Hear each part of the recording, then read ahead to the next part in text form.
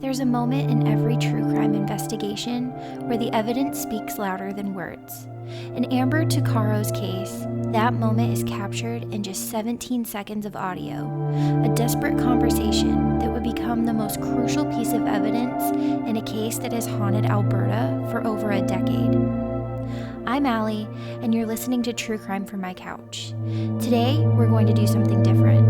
We're not just telling a story. We're going to dissect an investigation, explore every theory, and shine a light on a case that represents something much larger than one woman's disappearance. Let's start with the absolute basics. Amber Alyssa Tuccaro was born on January 20th, 1990 in Fort Chipewyan, Alberta, a remote community with a population of approximately 1,000 people. It's located in the heart of Treaty 8 territory. Her parents, Vivian and Andrew Tuccaro, were members of the Mikisew Cree First Nation, a community with deep roots in northern Alberta's landscape.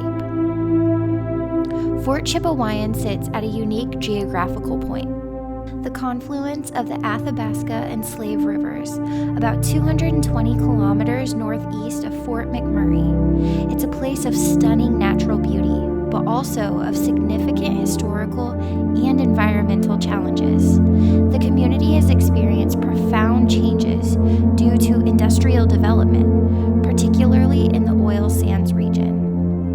By 2010, Amber had moved to Fort McMurray, a city that had become an economic hub for many Indigenous people from northern communities. She was a young mother to Jacob, her 14-month-old son, and she was working various jobs and building a life for herself and her child. The events that would change everything began on August 18, 2010. Amber traveled from Fort McMurray to Edmonton with her son Jacob and a female friend. This was a journey many northern Albertans made regularly, roughly 435 kilometers that connected urban opportunity with remote communities. Their destination was the Knights Inn in Nisku, an industrial area about 20 kilometers south of Edmonton. Nisku isn't your typical suburban location. It's a complex of industrial parks situated adjacent to the Leduc County, an area that would become critically important to the investigation. On August 19th, everything changed. Amber decided to go into Edmonton, leaving Jacob with her friend at the motel. This was supposed to be a quick trip, a simple errand that would take just a few hours. Let's talk about what we know happened next. Around 7:30 p.m., Amber accepted a ride from an unknown male driver. What makes this moment extraordinary is that she was on the phone with her brother during the ride, a decision that would provide investigators with their most significant piece of evidence. The recording is chilling in its brevity. Amber asks, "Where are we going?" The driver responds they're heading north on 50th Street. Amber, clearly sensing something is wrong, challenges him. "This is a fast car. Are you sure we're going to 50th Street?" The man responds with a simple, "Yeah." Her final words are haunting. "No, we're not." Forensic analysis of cell phone records would later confirm Amber's intuition. During the call, her phone was tracking east of Nisku, near Range Road 244, heading south toward Leduc, not north as the driver claimed. Now, let's dive into the theories, and I want to be crystal clear. These are speculative theories based on investigative information, not confirmed facts.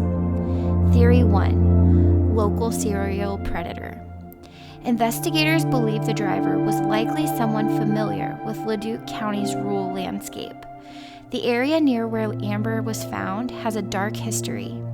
Between 2002 and 2012, 4 other women's remains were discovered within a 15-mile radius. This suggests a potential serial killer who knew the area's back roads and isolated locations intimately. The geography works in a predator's favor. Leduc County is a sprawling region of approximately 1,240 square kilometers, with numerous rural roads, wooded areas, and agricultural lands. These locations provide multiple opportunities for isolation and concealment. Theory 2, targeted attack. Unlike some cases involving sex workers or individuals in high-risk lifestyles, Amber was a young mother on a simple errand. This suggests the possibility of a targeted attack. The killer might have been someone who knew her movements, someone who understood her travel patterns, or someone who had been watching her. The audio recording reveals a predator who was confident, who seemed to have a plan. The way he responded to Amber's questions, the speed of the vehicle, the deliberate misdirection, these all point to a calculated individual. Theory 3, underground criminal network. Some investigators have explored the possibility of a broader criminal network operating in Alberta's industrial corridor. The oil sands region attracts transient workers, creates economic disparities, and can provide cover for criminal activities. Fort McMurray and the surrounding areas have long struggled with issues of human trafficking, drug trade, and violent crime. While there's no direct evidence linking Amber's case to such a network, the theory remains a possibility. The investigation's timeline is crucial. When Amber didn't return to the motel that night, her friend became concerned. By April 20th, her mother Vivian had reported her missing to the Leduc RCMP, and this is where the first significant failures began. The initial police response was negligent. The Leduc RCMP removed Amber from the missing persons list after just one day. Even more horrifyingly, they suggested to her family that she wasn't really missing, that she probably was just out partying. These weren't just procedural errors. They represented a systematic disregard for the lives of Indigenous women, a pattern documented repeatedly across Canada. It would take nearly 2 years before Project CARE, a specialized RCMP unit, would take over the investigation. In 2012, they made the critical decision to release the audio recording of Amber's last known conversation to the public. The response was immediate. Thousands of tips came in from across Canada. People thought they recognized the distinctive voice of the male driver. Each tip had to be investigated, each potential suspect interviewed. On September 1st, 2012, human remains were discovered in a wooded area near Leduc County. DNA testing would confirm these were Amber's remains. The broader context is undeniable. According to Statistics Canada, Indigenous women are 6 times more likely to be victims of homicide than non-Indigenous women. Between 1980 and 2012, nearly 1,200 Indigenous women and girls were murdered or went missing in Canada. In 2019, the National Inquiry into Missing and Murdered Indigenous Women and Girls released its final report. They used stark language describing the ongoing crisis as a Canadian genocide. 9 years after Amber's disappearance, the RCMP issued a formal apology.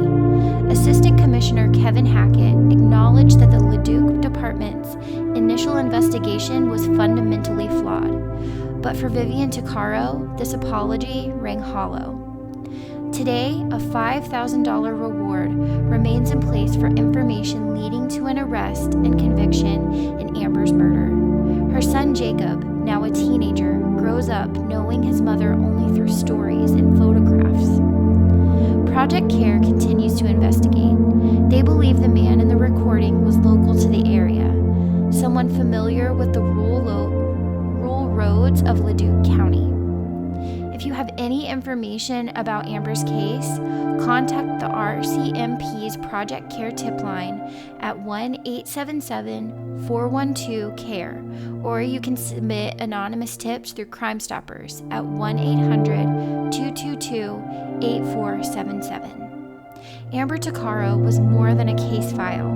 She was a daughter, a sister, a mother, a young woman with dreams, with a family who loved her, with a son who would grow up without her. This has been True Crime from My Couch.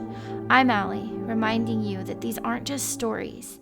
These are real lives, real families, and real calls for justice that still need to be heard. I'll see you next time. Thank you so much for listening to this episode. If you have any information, again, as big or as small as it may seem, please contact the proper authorities. I will leave those phone numbers in the description for you as well. If you made it this far, thank you again for listening. If you haven't already, make sure that you hit the subscribe button, like this video, and leave me a comment down below. You can always leave me a comment with cases that you would like for me to do next, or we can discuss this case. Thanks again. I will see you next time.